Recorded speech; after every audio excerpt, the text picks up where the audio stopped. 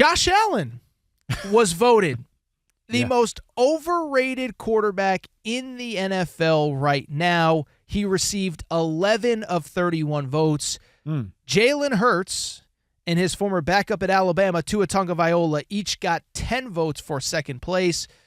Josh Allen, most overrated quarterback in the NFL. What is your take on that, Kerry Rhodes? He's not the most overrated quarterback in the NFL. He's close. Oh. I think that those top three names are pretty accurate. Sure. And so as far as being overrated, that doesn't mean they're bad, ladies and gentlemen. That just means overrated, overhyped. Josh Allen has been a turnover machine, and so we do know how good he is when he's right. But you got to take into consideration all of that, right? And so the publicity that he gets for being great, he doesn't get as much of that for being bad. And so I could see why certain players would choose that. But my number one guy would have been Jalen Hurts. So it was really funny. So when I saw the headline, the first headline was like, and all these websites aggregate it, and it was like a surprise player is voted the most overrated quarterback. That's where you went? And I kid you not. My first thought was Jalen Hurts, and I actually did think Josh Allen. We'll get back to Josh Allen in a second. Yeah. So Jalen Hurts, I have some thoughts, but why do you say that? Yeah, Jalen had a really great year the year they went to the Super Bowl. Caught people by surprise, throwing the ball really above, I think, his potential, his level. You have some of those years. The next year he came back and kind of regressed. People caught up to what he did, how they wanted to play. Steichen, and now you have to, no Shane, which is a big deal. Mm-hmm.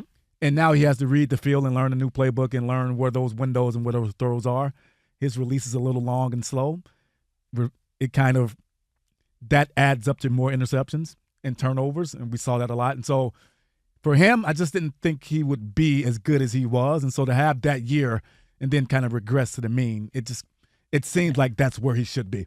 No, I agree with that exact evaluation. I don't really know if Jalen Hurts is overrated because, like, the bar was so low, then it did feel like it got a little too, like, okay, he's not in that top tier, right? But he is good, and we'll see what happens with the new offensive staff with Kellen Moore. Yep. So my take with Josh Allen, I think it's a very interesting conversation, and this is kind of my perspective, and I want you to hear me out on this. So, first of all, it's weird because I think he is both awesome, but I also do think he sort of is the most overrated quarterback. But here's my real take on it, is that why I think he's overrated. First of all, Bills are the only team in the history of sports that I can tell that just keep getting credit for near wins. Yeah. Like at some point, like, you have to win a meaningful game. And it's such a cliche, but it's true. The biggest win of Josh Allen's career is a close loss to Patrick Mahomes. Like, it's just, I mean, what is the definitive Josh Allen win? Yeah. I hate to say it, but there isn't one. Now, I will say, and maybe I'm being too nice here, but I think a lot of it is on the staff. I'm not a Sean McDermott guy. I thought he should have been out last year. I knew once they made the playoffs, he wouldn't be. Right. But that's one. You know what my real take on Josh Allen is this, is that Patrick Mahomes is actually so dominant that we want to put people on his level so that we can be like, oh, who's Mahomes? Mahomes is here, and then everybody else is here. And you can debate, is it Josh Allen 2? Is it Lamar 2? Is it a healthy Joe Burrow when he's healthy? Is he actually 2? But so Josh Allen is only overrated because we keep trying to put him in the Patrick Mahomes category, and there is no one else in the Patrick Mahomes category except for Patrick Mahomes. 100%. Does that make sense? 100%. Yes. And you know who's at fault with that, right? It's us. Media, yeah, I was going to say, Yeah, it's us. Yeah. Like, we want to say how good he is, and we want to glorify, the things that he does. That does translate the magic on the field. But when it comes to the turnovers or, other guys at other networks who actually get to be on TV and break these things down, refuse to talk about that stuff. So sure, it's us. And then as a player, you keep seeing this and and you're out there on the field and you're competing against this guy. And you're like, wait a minute. I'm actually going to do the opposite of what the TV or the TV's reporting or the radio's reporting about, right? Like, I don't want to like this guy because sure, of that. Of course. No, and I think there is a natural, like, players don't, but I think players are in kind of the same boat that I am. Is like, they just don't like him because we're trying to crown him something without him having done anything, but it doesn't not make him a good player. 100%, yeah. When I was thinking about, when you said who's to blame, it's the media. Yeah. So I have this theory, is that there are some times where talking about the same thing over and over just gets boring. Mm-hmm. And so you have to kind of come up with these fake narratives that everybody knows aren't true just to get people going. And so when I realized this, so I'm a UConn alum, UConn whatever basketball.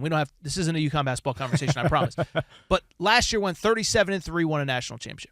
And like they won the national championship, they lose 3 guys, and you're like, oh, they're not going to be as good this year.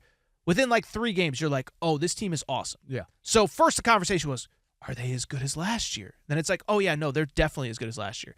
Then it's like, could they possibly go back-to-back? And then it's like, well, they can definitely go. And then it was like by January, you just ran out of stuff to talk about. They're the best team in the country. They might go back-to-back. They might not, but we don't know. Right.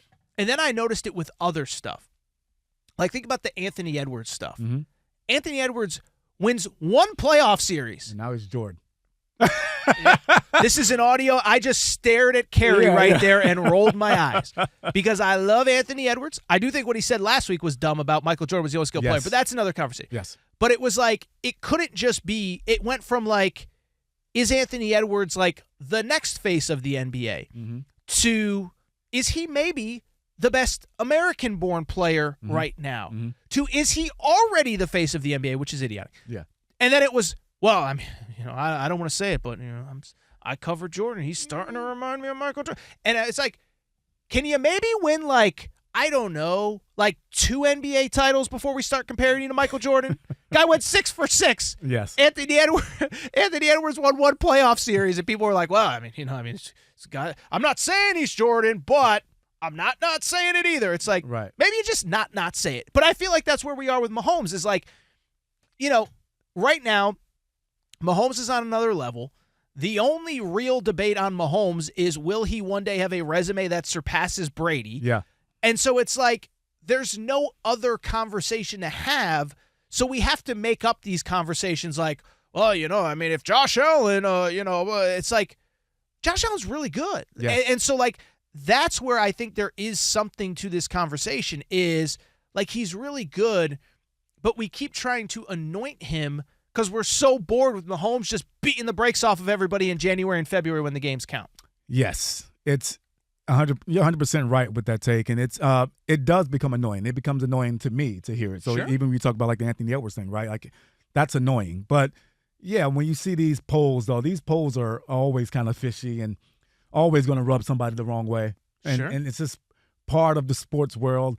And then the fact that a Buffalo, I think Buffalo network or I think paper or site picked up the story and ran with it and made a whole big deal of it. Like, it's that, like, where this could have died down, possibly. It could have just been another anonymous poll, but then somebody else gives it legs, and then this is what happens. We're talking about it on radio. So now it's a real thing. No, it's let me ask you this. I mean, like, where – so first of all, do you, like, the cliche, but you're starting a franchise tomorrow, Mahomes is off the board. Is Josh Allen still your guy at number 2?